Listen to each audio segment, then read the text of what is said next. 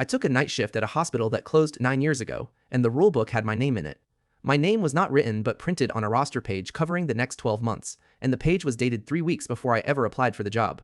I want to be careful about how I tell this, because the part everyone wants is the part I care about least. Yes, there is something in that building, I will get to it. But the thing that keeps me awake is a line item on a maintenance budget, and a signature under it, and a renewal date. The posting was ordinary. Overnight site security, decommissioned medical campus, no experience necessary, uniform provided. $22 an hour, which was 4 more than the tire shop paid me, and the tire shop had recently begun charging me for my own shop rags. I applied at 11 at night from my phone. I had an interview the next afternoon that lasted 11 minutes. The man on the phone was named Dale. He asked whether I lived alone. He asked whether my car started reliably in the cold. He did not ask a single question about security work. The building was St. Ambrose General.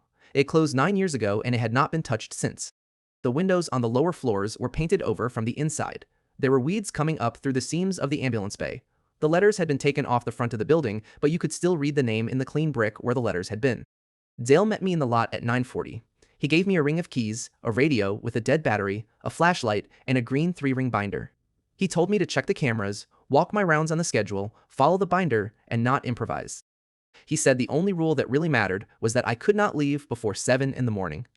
Then he got into his car, which had been running the entire time we spoke, and he drove out of the lot faster than a person drives out of a parking lot.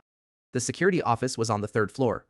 Someone had put a space heater under the desk and a coffee maker on the file cabinet and a small framed picture of a lake on the wall, and all of it was covered in dust.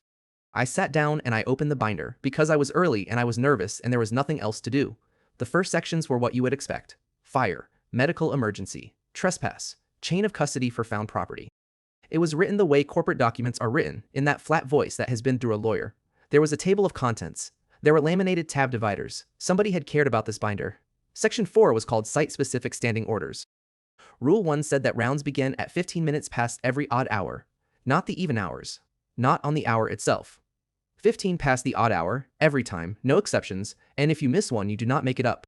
Rule 2 said that the lobby has an old pneumatic tube station, and that if a carrier arrives in the receiving basket, you log the time and you log the color of the carrier, and you leave it exactly where it landed. Do not open it. Do not remove it. Do not touch it with the bare hand.